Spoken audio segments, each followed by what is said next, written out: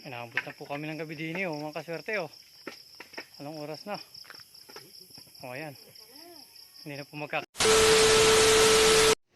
Isang mapagpalang hapon mga kaswerte. Ayan, nandito tayo ngayon sa labasan. Sakop ng barangay San Isidro. Ayan, kumukuha tayo ng nyug dito. Kahit sobrang init ay tuloy pa rin ang pagkarga ng nyug dito. Napatapat pa tayo sa sobrang init kasi dito na iparada yung mga nyug. Ayan, sige, habang nagkakarga sila, tamang video-video lang ako dito. Ayan, nakakapit pa nga si Boss Marlon sa puno ng nyog. Ayan, at napadaan din si Kuya na magtatanim ng puno ng saging na tumitingin-tingin sa amin dito sa pagkakarga ng nyog. Gusto yatang tumulong. Ay, nakatayo lang. Ayan, kunti-kunti lang yung laman nyo at sobrang bigat naman ang pagkapunong-puno.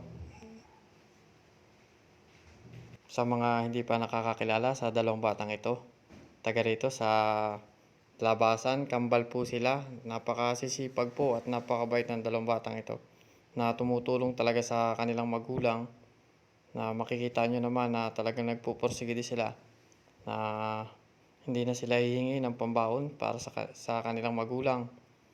Ayan, kahit na talagang mainit ay talagang tuloy pa rin sa lupa. At pagkatapos nga dito sa labasan ay napapunta naman ako din sa Nipayan. Napakaganda ng lugar din sa Nipayan. Shoutout nga pala kay Camilinda at kay Casario. Napakaraming buo at napakalalaki dito sa Nipayan. Ngayon lang ulit ako nakapunta dito sa Nipayan. At yan na po, inabot na kami dito ng gabi. Ayan, sabi ko nga sa kanilang mag-asawa ay bukas na lamang. At gabi na ay sabi naman ay baka umulan ay hindi mapapasok ng sasakyan. At saka baka mawala ay na dito sa may tabing karsada. Kaya ayan po, at flashlight na lang ang gamit namin dito. Ayan, sa mga gusto pong mag-donate dito ng solar sa may lugar dito, sa may papasok sa Nipayan. Ayan, para lumiwanag po ang kanilang kapaligiran dito.